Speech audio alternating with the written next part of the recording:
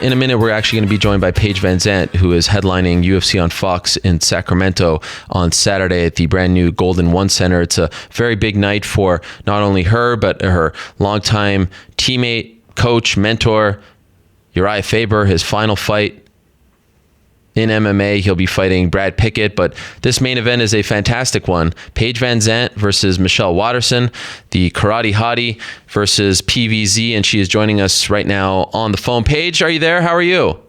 Hey, I'm here. I'm doing well, thanks. How are you? I'm doing great. Thank you for squeezing us in. I know it's a very busy day for you in LA, but I'm happy you have some time for the little people here in New York, so we appreciate it very much. We'll get right to it. By the way, we were just talking about UFC 206. Did you watch that card on Saturday? No, unfortunately, I wasn't able to watch it. I was at the gym, so I heard it was an amazing fight, though. The reason I asked that question, and I respect you very much for training and not taking time off a week before, is because your face was kind of plastered all over the place. You're in the promos and all that, and I wonder if there's this sense for you in this being your second main event, much bigger stage, when you're like, oh, I'm on deck, I'm next. Like 206 was phenomenal, and now people are so excited about the UFC, and like everyone's so pumped about 206, and you're now all eyes are on you. Do you get that sense like, oh, I got to keep this going? Do you think like that? No, I mean, for me, it's like every fight I put the same amount of pressure on myself, and unfortunately, I haven't seen anything from one of my fight. I've been so tied up training. I haven't seen commercials or promos or anything, so I'm just really excited to get back in there. It's huge that I get to be the main event in my hometown at Sacramento, California, right where I train out of. So it's a big deal in that sense, but every fight's a big deal for me. I'm just really excited. What was your reaction when you were told that you were fighting in the main event with some of these names, including Urijah on the card? Were you surprised? Were you caught off guard? How did you react? I actually didn't find out I was the main event until it was announced on Twitter. I saw on Twitter that I would be the main event. Of course, I called my manager and I was like, am I the main event? And it was confirmed. And yeah, it's a huge, super exciting thing. I called my parents. It's crazy to me that I get to be the main event again at such a young age. It's really, really exciting. And especially to have, I actually have 3 teammates on this card. It's a huge deal to have Urijah on it for his last fight ever. It's bittersweet. I can't wait to see him dominate. So I had heard that originally there was talks of you fighting on this card, and then they were thinking of Felice Herrig versus Michelle Waterson. And then you returned. You had second thoughts. Like originally you thought maybe it was a little too soon for you to come back, but then you decided to take the fight. Is that accurate? Is that how it went down? No, I was definitely ready to take a fight. I was ready to get back in there. There was a few other things we were negotiating in the works. So that was the small delay. But, I was happy about the opponent, happy about the fight, and ended up being the main event. So I was like, I can't say no to being the main event. So it was a big deal for me. And wait a second. What were these things that we were negotiating? Just a few things being negotiated. Are we talking monetary things or other things? Can you give us a hint? A little bit of both. Okay. Are you happy? Yes, I'm happy. Yeah, I'm just happy to get back in there. I feel blessed to be a part of the UFC. They're a great organization, and I'm the main event in my hometown, and I really have nothing to complain about. Now, this is obviously different, like when you're main event as opposed to just a regular fight on the card, because it's 5 rounds. When you find out on Twitter, do you have to take a second and think like, am I okay with 5 rounds as opposed to 3? Did you have to think about it? No, I didn't have to think about that at all. I've definitely been known for my cardio, to push the pace the entire fight. And I train that way. I have great cardio, and I never get tired. So the 5 rounds, of course, is something that I think about. I have to realize it's 5 rounds and prepare for that. But it's not something that's really anything I have to worry about. You spent some time with Michelle doing some media in Sacramento. What was that like? Any tension there? How was it spending the day with her?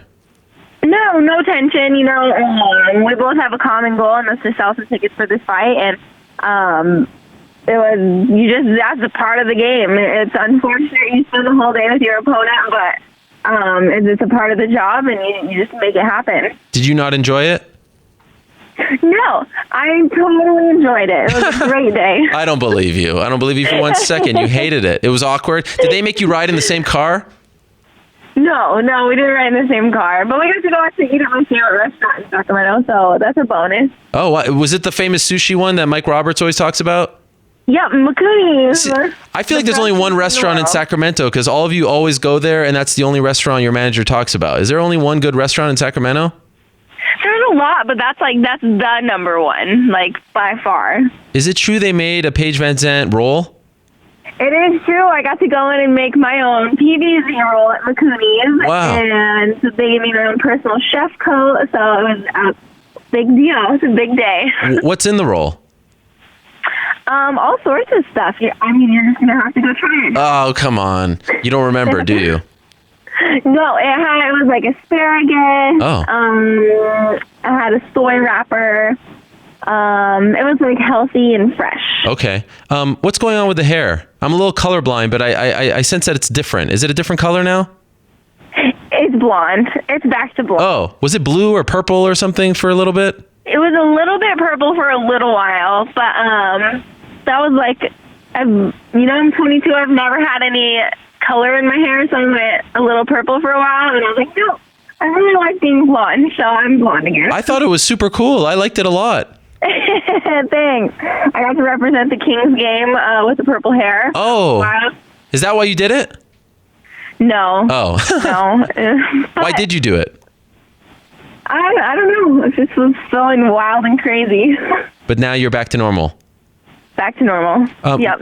We had Michelle on our show just a couple of weeks ago, and she's kind of a sweet woman and very respectful. But there were a couple of things that she said that opened my eyes a little bit. She called you a very green fighter, and she said that nothing that you do really impresses her, and that we talk a lot about your durability as a fighter, but sometimes that's not really a positive because you take damage that's going to wear you down as a fighter. What do you make of those comments? I have confidence in my skill, and I know I'm very prepared for this fight, so I'm excited to get in there and show a little bit more of my athletic capability. I was stoked with the way I was able to finish my last fight. That was awesome head kick knockout. So, I'm ready to get in there and show a little bit more fireworks. But does that make you think that she's kind of looking past you or doesn't fully respect you? Who knows? Everybody looks into their opponent and they get their opinions before the fight. And for me, I just get in there and try to be the best performer that I can be and the best fighter I can be and get a win. She hasn't fought in a year and a half. Do you think that it will take her a round or so to get going? Like, are you expecting that ring rust to come out? Who knows? For me, I just have to be prepared for the best fighter that's going to be in there to prepare for her on her best day, and I want to be able to beat her on her best day. I remember when you were in studio and you were telling us how you went into Ken Shamrock school. You had never heard of Ken Shamrock before. You went into Urijah Faber school. You never heard of Urijah Faber, and that's perfectly fine. But once you started your MMA journey as a pro fighter, was Michelle Waterson someone that you looked at like, oh, that would be a fun fight for me one day. I'd love to fight her one day. She's on my radar. Was she one of those people that you looked at that way? I don't know. It is funny though. When I first started fighting, Michelle Waterson and Felice Herrig and all these girls, they already held belts in other divisions. So, yeah. I understand, people think I'm green or they think I'm new to the sport, but I'm a high level athlete and I learn very, very quickly. So, I don't know. I go in there and try to win. And I think that a lot of my tenacity is what gets me a lot of victories, and not a lot of people have that. 367 days ago, you fought Rose Namajunas in your first main event, and you received a ton of credit for that fight because of the durability and the heart that you showed. But of course, you suffered your first and only UFC loss. What's the difference between Paige today and the one from a year ago? Oh gosh, a big difference. I'm a new person. I don't know. I'm happy, I guess. I don't know. I'm going in there. I don't know. I look at past fights, but I don't focus on them. I try to just look towards the future, and even though I'm really happy with my last performance, I'm not going to 100% focus on it and think I'm perfect because I got that win. I have to understand that I still have a lot of things I need to work on and a lot of areas I need to improve on, and I don't think I'll ever think I'm the best because then I forget that other people are always trying to beat me, and there's always somebody training to fight me. So you have to always train as if you have somebody to beat. So when you say you're happy now, were you not happy a year ago going into that fight? Oh, I don't know. A year is a long time. Okay. My last fight, though, I did get a flying head kick knockout. That was a good one. That was a good one. Yes. What, you want to talk about that more? Is that? I'm sure you were. Speaking of being one. Okay, how about happy? You would talk about happy. Your post-fight reactions, every one of your wins. It's like you don't know what to do with your arms, your body. You're just kind of yelling, running. Is that like the type of person that, like? Why do you think you react that way? And it's a very fun reaction to watch. But why do you think you react that way? Is that how you usually are growing up, playing sports, things like that? Yeah, I don't know. I feel like it's just because I put so much into this. I giving away a lot and sacrificed a lot to make this my career. So all the training you do and all the trials you have before the fight, once you win, it makes it all worth it. So I lose control because it's like everything is paid off. Did you think a year ago when you fought in the main event and it didn't go your way against Rose, did you think you'd be back in the main event a year later, like this quickly on a bigger stage? I mean, of course, you don't know this exact scenario is going to play out, but did you think in your mind, were you think, oh, it's going to take so long to get back to this point, or were you confident it would only take a year or so? I just have confidence in myself, and I know the drive that I have to be successful, and I knew I'd be successful, and it's awesome that it's being the main event of a UFC fight. But those aren't things that I have goals on my mind. I just try to be 100% successful at anything I try, and if opportunities come up, I'm going to go after them. Did you ever go to the Urijah Faber fights in Sacramento when he was coming up, or were you not living there then? I don't think I was living there yet. Okay, I'm just wondering for you, like symbolically, there's a beautiful thing playing out here with his last fight in Sacramento, and then the passing of the torch to you, the new breed of Team Alpha Male. Do you think of that? Like, is this more important for you because of where it's taking place, who's fighting next to you, the symbolism involved with Urijah, kind of, passing the torch? He's fighting before you. You're headlining the shows now. He sold out the arena there, before when it was the Arco Arena. Do you think about that sort of thing, and does that make this fight feel bigger for you? This fight, I'm going to put just as much pressure on myself as any other fight, but it does feel amazing being able to have Urijah on this fight card, and he really is passing the torch to us. He's helped me with my entire fight career. He's been very, very influential for every single fight, and I know even if this is his last fight in the UFC, he's still going to be very influential to me in my fight career. So, there's no added pressure, but it's definitely a moment I'm never going to forget. It's a big deal. Did you know that he was going to retire before he announced it on this show, or did you found out like everyone else? No, I found out like everyone else. I found out on Facebook. No, I had no idea that he was going to retire and have this be his last fight. He had been mentioned here and there that he was getting ready, maybe just a few more, and then he was going to retire, but it was kind of a shock to me. By the way, the correct response to that question was you found out watching this show, not on Facebook. Yes. Okay. Okay. And by the way, did you watch 205? Did you watch the Joanna Carolina fight? No, I didn't. Actually, I was training that day too. The big New York City card. You didn't watch it? No, unfortunately, I wanted to. Weekends are for hitting the sauna. So the reason I ask you that is because I was just wondering, like, if you were watching it and maybe you have the answer regardless of if you watched it or not, how far away do you think you are from being in that discussion with fighters like that? Who knows? Right now I'm strictly focused on this next fight, and the UFC seems to always know what direction they want me to go, and they always put me in the right path. And I trust my team, my coaches, and it's not something for me to decide right now. When the opportunity comes, I'll go for it. Okay, 2 more quick things before I let you go, because I know you have to leave.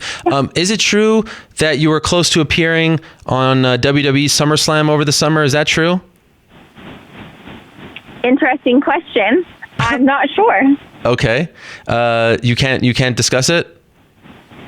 No, I mean there's been talk, but right now I'm focused on fighting, and if the right opportunity comes my way, I'll definitely go after it. Okay, and it definitely feels like you're taking this seriously, because I even saw an article in the Sacramento Bee of all places.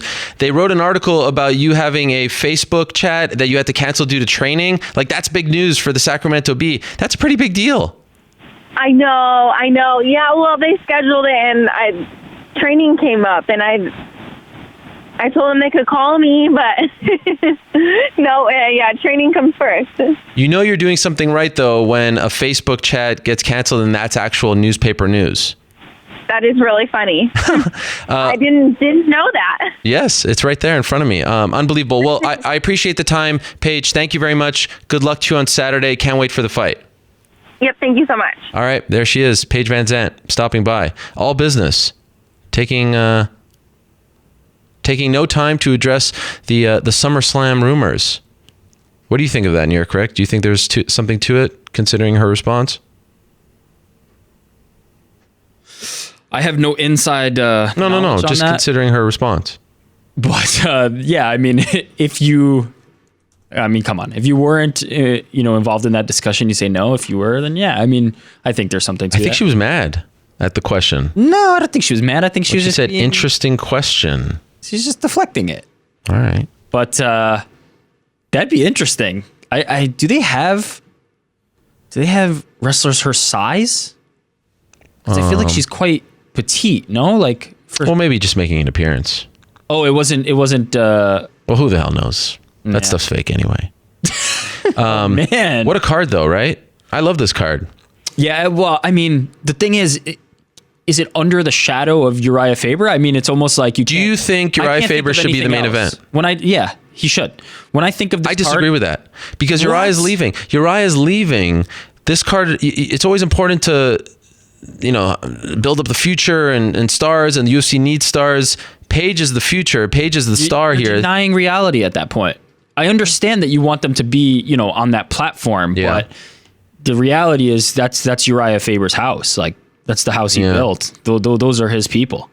I can't think of that card without thinking of Urijah Faber and pretty much Urijah Faber alone. Paige VanZant, Michelle Waterson main event. Good Faber, fight. Pickett. Tremendous, yeah. Just for the story, and it's Faber and Sacramento. It's a great fight anyway. Northcutt, Mickey Gall, all in, right? Yeah, big story potential there. Who knows how the fight will actually go itself, but who cares? And then Mike freaking Perry against Alan Jouban. Mike Perry on Fox. Mike Perry back. Give him the mic. I mean, this guy. People wrote him off pretty early, but he's putting it together. I think it's going to be fun. What are you thinking if you're Brian Barberina fighting on the prelims? You beat Sage Northcutt. You're thinking that you dropped the ball somewhere. What do you mean? Capitalize on the fact that you beat Sage Northcutt. I thought he capitalized as much as he could have. I mean, he's got this lunchbox over here that we proudly rock. Look, I mean, he beat Warley Alves in Brazil. Maybe which you get on social media and you start crushing apples for Chrissy Teigen. Like, you dropped the ball somewhere. Sage is doing it right. I don't know. I mean, it kind of just shows, once again, losses sometimes. Like, everyone was freaking out when he lost that fight. Should Conor McGregor? After Conor McGregor lost to Nate Diaz, was that supposed to be the end of Conor McGregor? No. Losses don't mean anything. No. That's my point. People freaking out, losing their mind. You remember when Sage lost? All it took is one win and he's back. They'll freak out if he loses again, just like Conor. People will continue to watch and want them to fail. And I think I read this via John Anik. 3 out of the 4 main card fights are pick'ems or close to pick'ems. I believe that, yeah. Which I think is a sign of a very strong card. Very strong card.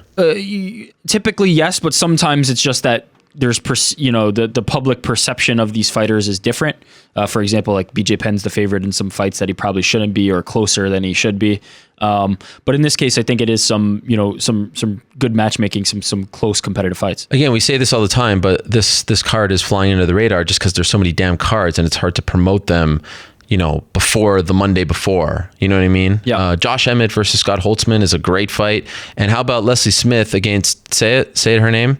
Irene Aldana? The way you say the R is just something special. It makes me hot inside. Eddie Wineland against Kei Mizugaki is a fun fight. Yeah, it is a really, really good card from top to bottom. There's something for fight fans on every bit of this, for sure. Yes, and the best part about it is the main card starts at 8 p.m., so we're pretty much done by 10:30. That's the best. Eastern, of course.